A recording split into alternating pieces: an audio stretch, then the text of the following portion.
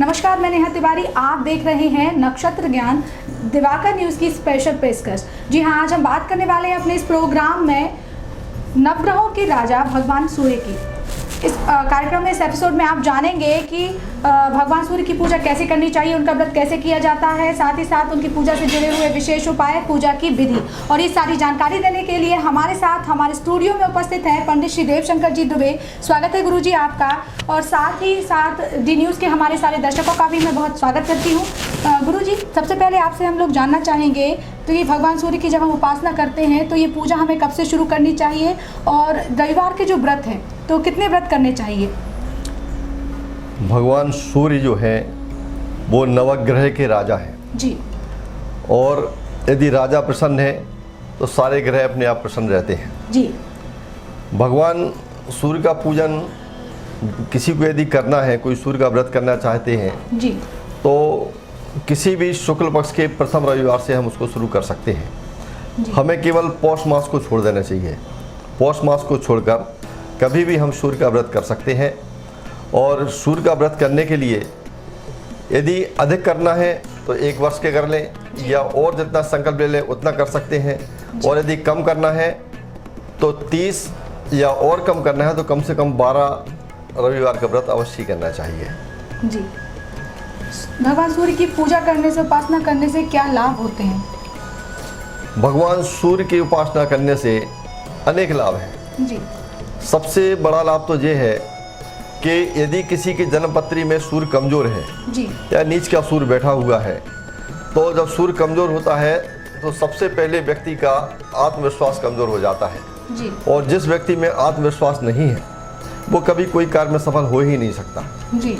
तो सबसे पहले हमें अपने आत्मविश्वास को बढ़ाना चाहिए, और आत्मविश्वास बढ़ाने के लिए सबसे सस्ता और सरल उपाय है भगवान सूर्य की उपासना। जी। दूसरा, यदि किसी प्रकार के चर्म रोग हो रहे हैं, कुष्ठ रोग हो रहे हैं, जी, तो वह भी सूर्य के पूजन करने से जी, ठीक हो जाते हैं। जी। हम किसी कार्य में सफल होना चाहते हैं, विजय प्राप्त करना चाहते हैं, तो सूर्य पूजन से हमें अपने कार्य में सफलता प्राप्त होती है, विजय प्राप्त होती है। यदि हमारे शत्रु बढ़ रहे हैं जी, और हम उनसे परेशान हैं, तब हम सूर्य का आदित्य हृदय स्तोत्र का पाठ करते हैं, सूर्य की उपासना करते हैं, तो उसमें भी हमें लाभ हुआ करता है।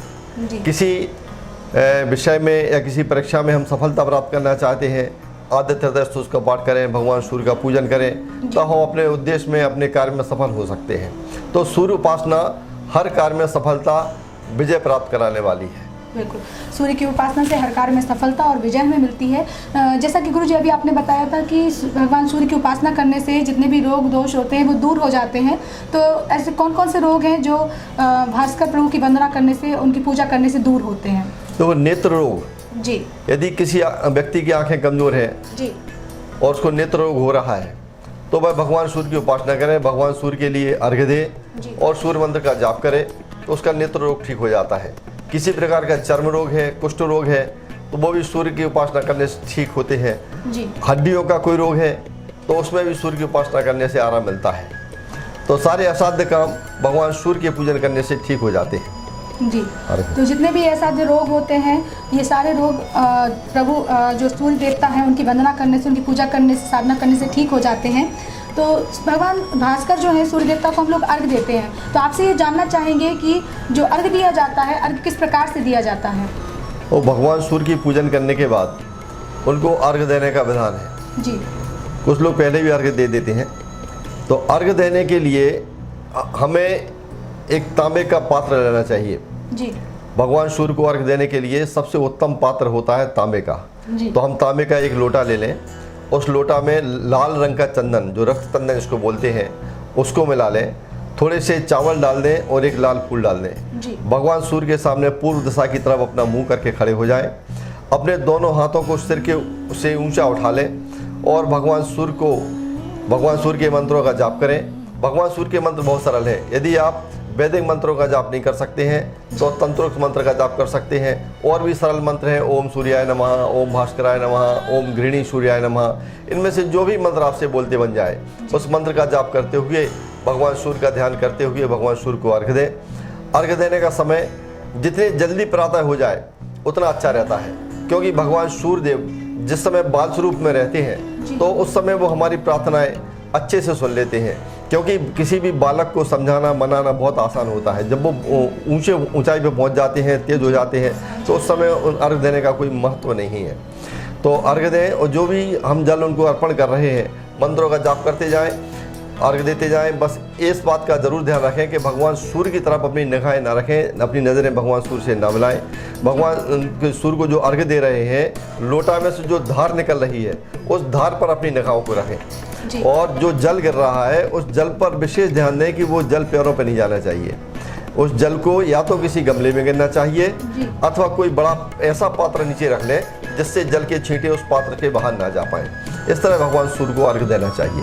जी, तो इसी के साथ गुरुजी आपसे जानना चाहेंगे कि जो सूर्य पूजा की विधि होती है, या किस तरीके की ये विधि होती है, कैसे सूर्य देवता की जो पूजा है वो की जाती है? भगवान सूर्य का पूजन करने के लिए रविवार के दिन अष्टदल कमल बना लें, उसके ऊपर एक चौकी या पटली रख लें, उसके ऊपर एक लाल वस्त्र बिछा लें। भगवान सूर्य की मूर्ति यदि आपके पास हो तो ठीक है, नहीं तो भगवान सूर्य की एक चित्र जो फोटो है वो रख लें, और आचमन करें। आचमन करने के बाद अपना संकल्प लें कि हम अमुक मनोकामना पूर्ति के लिए भगवान सूर्य का पूजन कर रहे हैं। उसके बाद भगवान सूर्य के लिए जल चढ़ाएं और लाल रक्त चंदन लगाएं। जो भी सामग्री पूजा उपयोग करें वो लाल होना चाहिए। लाल रंग का चंदन भगवान को लिए लगा दें, लाल रंग के फूलों की माला पहना दें, लाल रंग के फूल चढ़ा दें। और भगवान की जो पूजा करना है, आरती करना है, वो घी से करना चाहिए। सूर्य पूजन में तेल का उपयोग नहीं होता, इस बात का विशेष ध्यान रखना चाहिए। पूजन के बाद भगवान को जो भोग लगाना है वो मीठा भोग लगाया जाता है। मीठे भोग में गेहूं के आटे का हलवा बना लें और उस हलवे का भोग भगवान के लिए लगाएं।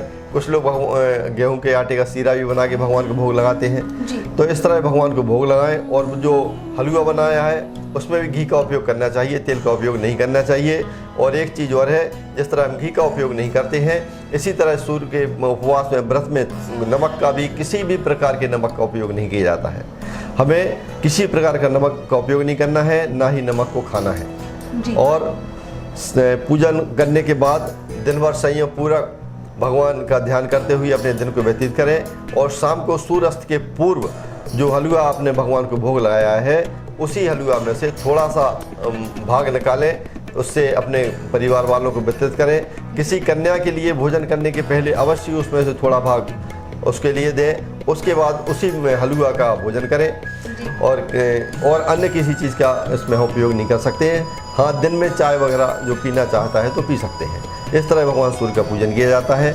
और सूर्य का पूजन जितने दिन का आपने संकल्प लिया है, जब वो संकल्प पूरा हो जाए, 12 रविवार पूरे हो जाए या 30 रविवार पूरे हो जाए, या कुछ वर्षों का आपने संकल्प लिया है वो पूरा हो जाए, तब किसी योग ब्राह्मण को बुलवाएं, अपने घर में भगवान सूर्य का विधिवत पूजन करें, लाल चीज़ों का उनके लिए अर्पण करें, लाल वस्त्रों का अर्पण करें।